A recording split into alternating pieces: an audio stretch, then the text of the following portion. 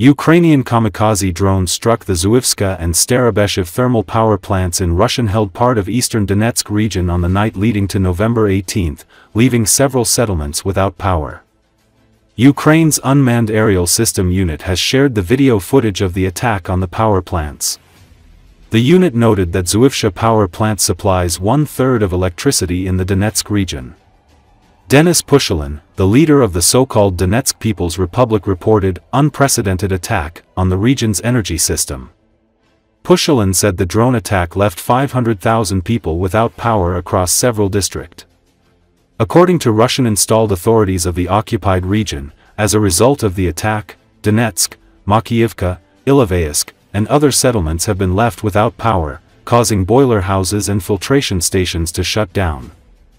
Local channels reported that the transformer of the second boiler had been hit during the attack on the Zuivska power plant. It has been put out of service. Ukraine has increased long-range drone and missile strikes against power plants and military infrastructure in Donetsk region in recent weeks in an attempt to disrupt Kremlin's war efforts. The situation is tense in Donetsk region, where Russian troops are trying to push into the strategic town of Pokrovsk, where Ukrainian troops are holding their positions despite relentless attacks.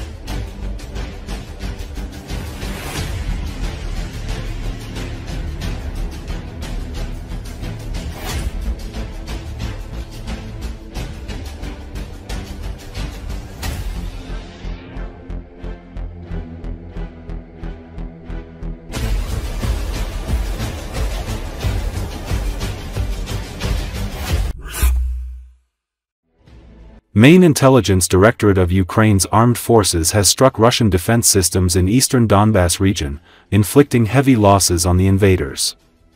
The military facilities targeted by the Ukrainian intelligence forces are two air defense systems worth around $25 million, a radar from the Bucha M3 self-propelled, medium-range surface-to-air missile system worth $45 million, as well as the command post of the $1 million S-400 surface-to-air air defense system. The video footage of the military operation has been shared in social media platforms. Ukraine has scaled up long-range strikes on Russian strategic targets in Russian-captured Ukrainian lands and in Russian territories in order to slow down Kremlin's military, economic and offensive potential. Last week, Ukrainian troops launched dozens of long-range attacks on Russian targets, including those in Crimea Peninsula and southern Zaporizhia region.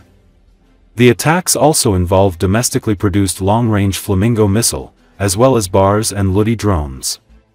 The situation remains tense in industrial Donbass region that is comprised of Donetsk and Luhansk.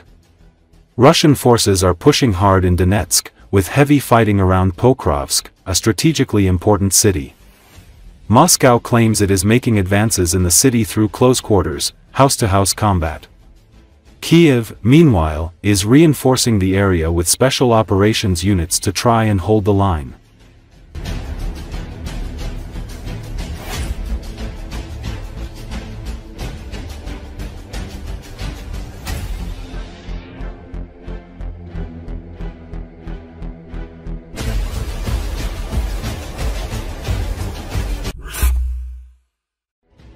Dense fog has recently become a serious obstacle for Ukrainian drone operators, with Russia exploiting the weather to launch an offensive in Pokrovsk.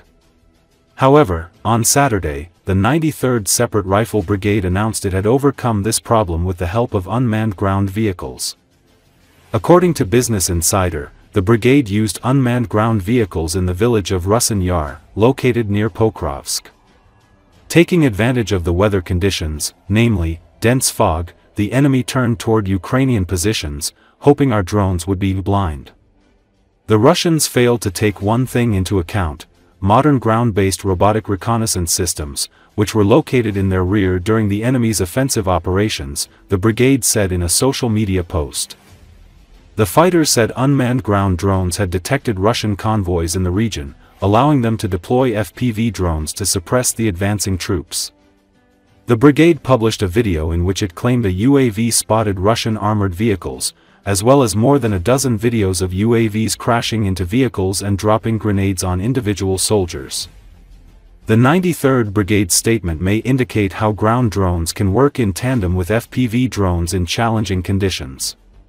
These ground vehicles come in a variety of shapes and sizes and are often used to perform tasks that would otherwise fall to infantry.